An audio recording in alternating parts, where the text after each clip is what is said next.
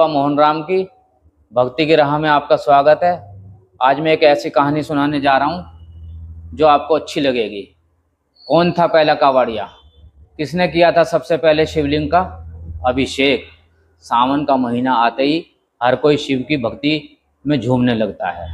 इस पावन त्यौहार को पूरे भारत में और अन्य राज्यों में कावड़िए शिव के पवित्र धामों पर बिना जूते चप्पल के बहुत दूर से चलकर शिव के पवित्र धामों पर जाते हैं और वहाँ से जल लेकर आते हैं।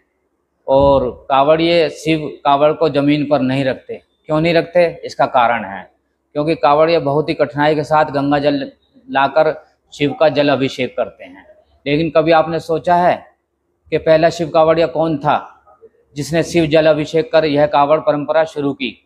एक बार राजा सहस्त्रबाहु ऋषि जमदग्नि के यहाँ गए और जगदम्नि ने सहस्त्रबाहु का बहुत खुशी से आदर सत्कार किया, परंतु उसे यह बात समझ में नहीं आई कि आखिर साधारण गरीब ऋषि जगदम्नि उसके लिए और उसकी सेना के लिए इतना सारा भोजन कैसे जुटा पाया।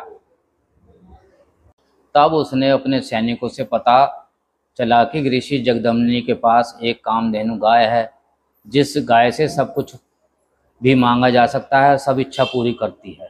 जब राजा को यह बात पता चली कि ऋषि जगदम्नि इसी गाय के कारण सब कुछ जुटाने में कामयाब हुआ, तो उस गाय को पाने के लिए सहस्त्रबाहु के मन के अंदर लालच आ गया। उसने ऋषि से कामधेनु गाय मांगी तो ऋषि ने कामधेनु गाय को देने से मना कर दिया। तो सहस्त्रबाहु ने गुस्से में जगदम्नि की हत्या कर दी। जब यह बात परशुराम को पता चली कि सहस्त्रबाहु ने उसके पिता की हत्या कर दी और कामधेनु गाय को ले गया और अत्यंत क्रोधित हुए और परशुराम ने सहस्त्रबाहु की भुजाएं काट दी। क्या करा? उनकी भुजाएं काट दी। और बाद में परशुराम ने अपनी तपस्या से अपने पिता को जीवित कर लिया।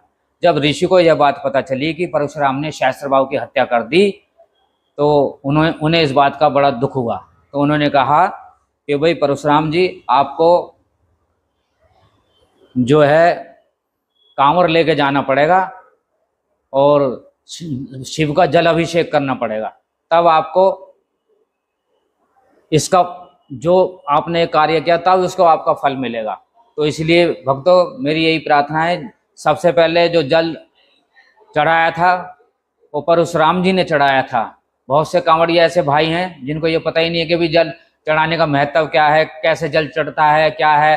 तो सबसे पहला परंपरा जो शुरू हुई है वो परशुराम जी से शुरू हुई है। परशुराम जी ने गंगा जल ला के उसका अभिषेक करा है, तब से ये परंपरा शुरू हुई है। और ये कहानी मेरी आपको पसंद आई है तो मेरे चैनल को शेयर कीजिए, कमेंट्स करें, लाइक करें और सब्सक्राइब करें।